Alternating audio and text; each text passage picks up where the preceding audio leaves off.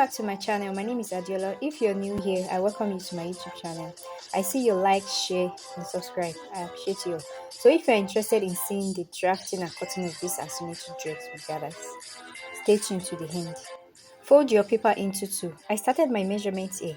I measured quarter of an inch, then 1 inch is fine too. I have here my shoulder line to my hip measurement of 24 inches. Then I'll mark my shoulder measurement here. My measurement is 13 inches, so take yours. So half of it is 6.5 inches. For the neck, I'll use 3.5 inches for the width and 3.5 inches for the depth. Then I'll take the neck measurement from my starting point and connect both lines together.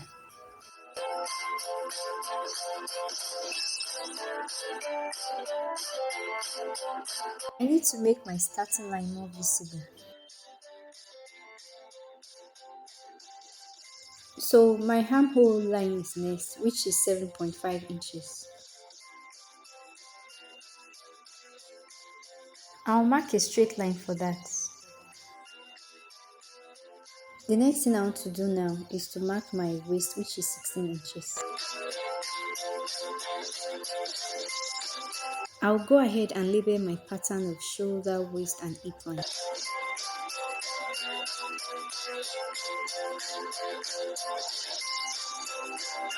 I'm going to impute my round measurement for the waist and my hip. My waist round is 30 inches, so once I divide it by 4, I'll have 7.5 inches. So I'll mark it here together with my 2 inches allowance. My hip is 40, so I'll mark 10 inches and 2 inches allowance also. My round bust is 36 inches, so if I divide it by 4, I'll mark 9 inches here together with my 2 inches allowance. For the runch effect, I'm going to add about 5 inches or more together with extra 2.5 inches, so I'll connect all the lines together.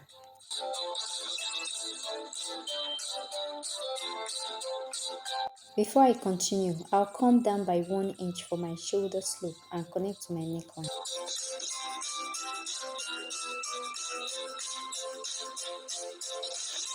Now I'll connect from my bust line to my slope.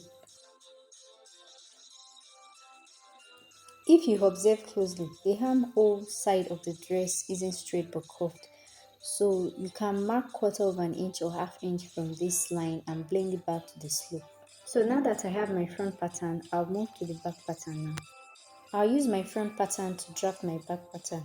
Ensure your paper is on fold 2 to draft your back pattern. So I took 2 inches zipper. So you either place it this way and cut out the back. Remember to mark your starting point and cut it out. Then note the neckline for the back is slightly different. For the width, I repeated the 3.5 inches. So mark your starting point also. And the depth will be 1.5 inches and connect both lines. I will highlight the zipper line for us to see properly. Ensure to extend your neckline into your zipper part, so it will be an extension. I'll label my shoulder and my zip line. I'll place the front pattern on the back one. I'll use my pen to make it one and separate both later. Also indicate the armhole line and where the waist is.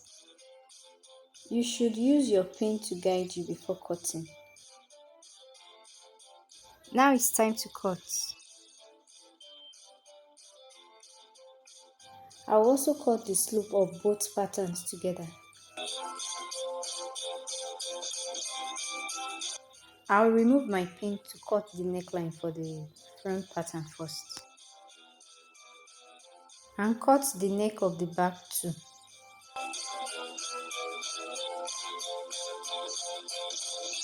So moving to the asymmetric line now. I need to indicate the waistline and the armhole of my back pattern and label. For the zipper budge, from my waistline, I came in by quarter of an inch, so you can take half inch also, and you connect it back into the neckline. And from my waistline, I'll connect it back before the hip line.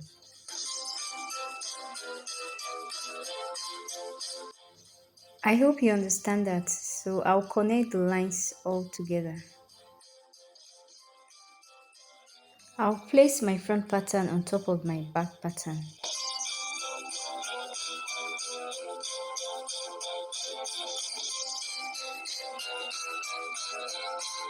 I'll fold my zipper part next, open my front pattern to get the asymmetric. On the zipper part, insert your pin on the 2 inches zipper line and turn it to the other side and spread it open. This is because of the asymmetric curve. Let me label this now. So this is the front pattern. So I will open it up and mark the waistline and the armhole line.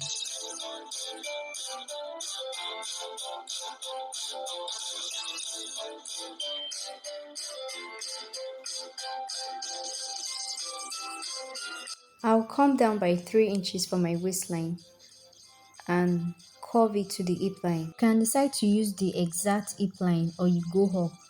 So you can also mark half inch. But for me, I'll come up by 3/4 of an inch if I have to follow the exact cutting. You can use a pencil first to draw the line. I have 8 inches here, so I'll first use a faint marker to mark it because it's curvy and not straight. Then I'll go ahead and use a pencil to trace the curve. Continue to do that till you achieve a curve for all the lines. When you get to the 8 inches line, curve it properly. I'll still use my armhole curve to get a perfect curve.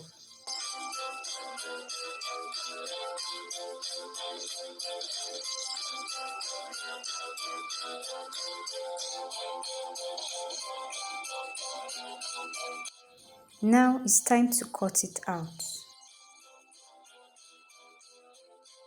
I will place the front pattern together with the back in order to cut the back.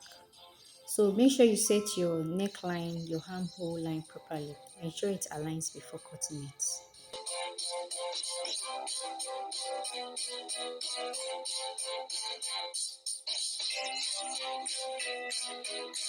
Check properly to be sure your zipper is flat and relaxed on the other side.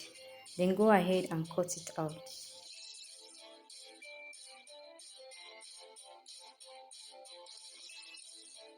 So this is the asymmetric. Then my dress length is 42 inches and my half length is 16 inches. Then remember I added 3 inches to my waist, so that makes it 19 inches. So if I subtract 42 inches from my 19 inches, I'll have 23 inches left. So this down part will be the 23 inches. Then I'll join it to the bodies. And also for the width, you can make use of 3 yards to 3.5 yards or so. So for instance, for the 3 yards and length 23 inches, so you gather the 3 yards to fit into the front and back dress. So take yours, and for the shoulder, mark or indicate your shoulder before the brunch effect. You can make that on your pattern first. After the shoulder, I have 7 inches, so gather it together. The next thing I need to do now is to eliminate my zipper bulge. My new zipper line will be 1.5 inches after the half inch.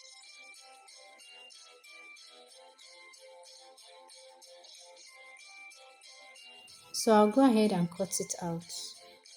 Also mark your shoulder for the back and gather it. The sewing tutorial will come up later. Drop a like and stay tuned for more educative video. Bye for now.